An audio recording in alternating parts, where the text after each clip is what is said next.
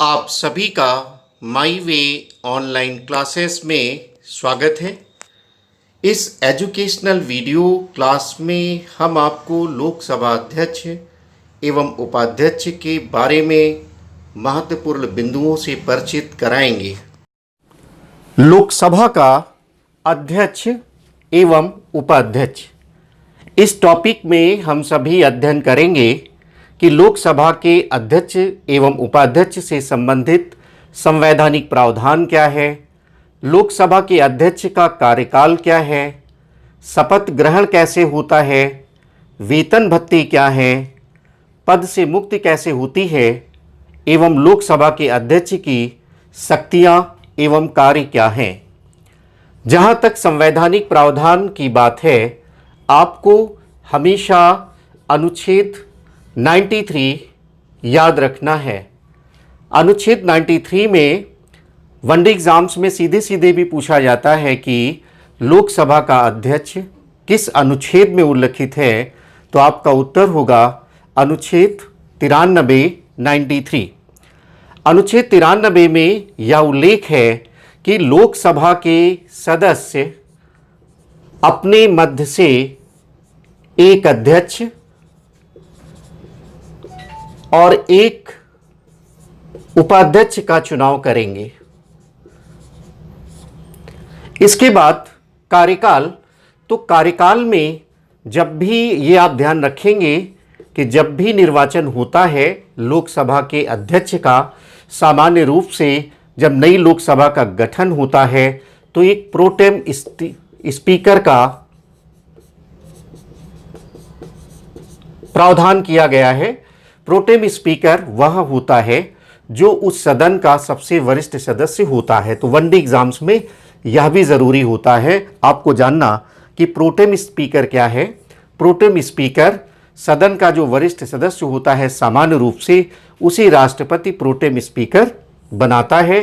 ये नवनिर्वाचित लोकसभा के सदस्यों को शपथ दिलवाता है और लोकसभा के अध्यक्ष के चुनाव में अपनी भूमिका का निर्वहन करता है। तो जब लोकसभा के अध्यक्ष का निर्वाचन हो जाता है, वहां से लेकर के उस लोकसभा के विघटन के बाद जब नई लोकसभा आती है, तो नई लोकसभा की जो प्रथम बैठक है वहां तक इसका कार्यकाल होता है। सामान्य रूप से 5 वर्ष है जब पहली बैठक होती है, लेकिन तकनीकी दृष्टि से आपको देखना है कि जब भी उसका निर्वाचन होता है, निर्वाचन के बाद जब लोकसभा का विघटन हो जाता है, तब भी लोकसभा अध्यक्ष अपने पद पर बना रहता है। और जब नई लोकसभा की बैठक होती है, उसके पूर्व तक उसका कार्यकाल होता है। शपथ ग्रहण में आपको ये याद रखना है कि लोकसभा अध्यक्ष एवं उपाध्यक्ष के लिए अलग से शपथ का कोई प्रावधान नहीं है। जैसे लोकसभा के सदस्य शपथ लेते हैं, वैसे ही लोकसभा के अध्यक्ष और उपाध्यक्ष भी लोकसभा के सदस्य के रूप में शपथ ग्रहण करते हैं। वेतन एवं भत्ते, लोकसभा का जो अध्यक्ष का पद है वो वर्तमान में राज्यसभा के सभापति के समकक्ष माना जाता है। तो जो राज्यसभा का सभापति है उसके वेतन और भत्ते ये प्राप्त होते हैं लोकसभा के अध्यक्ष को वर्तमान में संसदीय कानूनों के माध्यम से।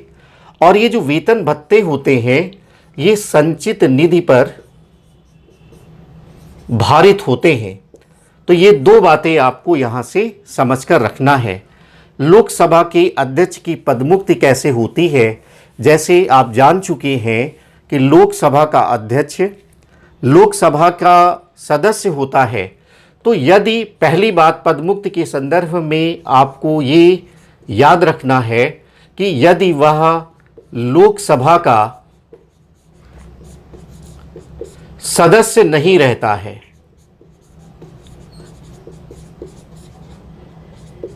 तो अपने आप वह पद से मुक्त हो जाता है।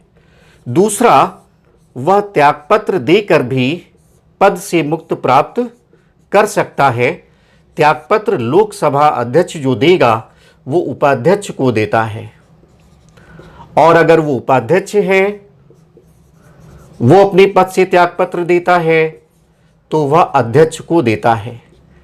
तीसरा जो एक और तरीका है कि लोकसभा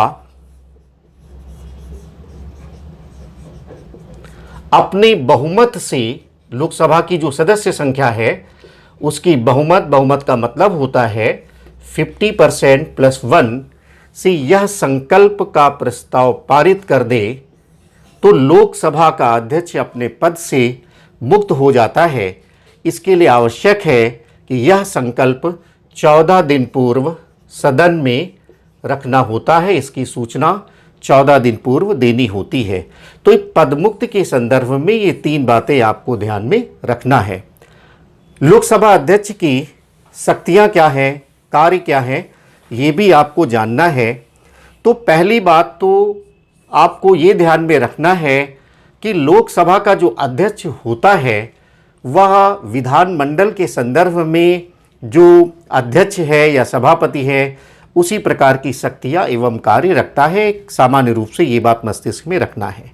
जहाँ तक लोकसभा का अध्यक्ष पद है तो यह लोकसभा का सर्वोच्च अधिकारी होता है। ये बात सबको ध्यान में रखना है। दूसरी बात, लोकसभा का अध्यक्ष लोकसभा की अध्यक्षता करता है। लोकसभा का अध्यक्षता कौन करता है? लोकसभा का अध्यक्ष करता है।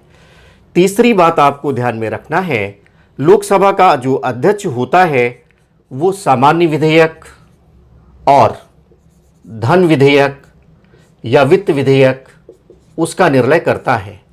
कौन सा विधेयक धन विधेयक है या वित्त विधेयक है, इसका निर्धारण कौन करता है? लोकसभा का अध्यक्ष करता है। ये बहुत ही इम्पॉर्टेंट है, इसको आपको नोट करना है। जब भी लोकसभा और राज्यसभा में मतभेद पैदा हो जाते हैं तो संयुक्त अधिवेशन का प्रावधान किया गया है। संयुक्त अधिवेशन में अनुच्छेद 108 आपको तैयार करना है। पहले की एजुकेशनल वीडियो में इसका उल्लेख हमने किया है। संयुक्त अधिवेशन की जो अध्यक्षता है वह भी लोकसभा का अध्यक्ष करता है। तो यह पॉइंट भी आपको ध्यान में रखना है। आपसे पूछा जाता है कि जब किसी विधेयक पर मतभेद हो जाते हैं, संयुक्त अधिवेशन का जो प्रावधान है उसकी अध्यक्षता कौन करता है? राज्यसभा का सभापति करता है या लोकसभा का अध्यक्ष करता है? तो आपका उत्तर होगा लोकसभा का अध्यक्ष। इसके बाद सदन में बोलने की अनुमति, समय का निर्धारण करना, किसको बोलना है, कितने समय तक बोलना है, यह पूरा दायित्व, यह पूरा जो कार्य है या इस प्रकार की जो शक्ति है ये लोकसभा के अध्यक्ष को प्राप्त है। इसके अलावा भी आप ये कह सकते हैं सदन कब चलना है, गणपूर्ति। गणपूर्ति का निर्धारण, गणपूर्ति यानी लोकसभा की जो सदस्य संख्या है उसका 1/10 अगर नहीं है तो बैठक को स्थगित करने का अधिकार भी लोकसभा के अध्यक्ष को प्राप्त है। इसके अलावा एक बात आपको ध्यान में रखना है कि जो लोकसभा के सदस्य हैं इनके अधिकारों की रक्षा भी लोकसभा का अध्यक्ष करता है। तो आप सामान्य रूप से ये कह सकते हैं कि लोकसभा के जो अध्यक्ष का पद है वो लोकसभा के सदन की प्रतिष्ठा, गौरव एवं शक्ति का द्योतक है। लोकसभा में पूरे देश से लोग चुनकर आते हैं, पूरे देश के जनप्रतिनिधि चुनकर आते हैं, मेंबर ऑफ पार्लियामेंट्स। तो ये पूरे राष्ट्र का प्रतिनिधित्व करता है लोकसभा। तो आप कह सकते हैं लोकसभा का अध्यक्ष राष्ट्र की स्वतंत्रता एवं आज़ादी का प्रतीक है।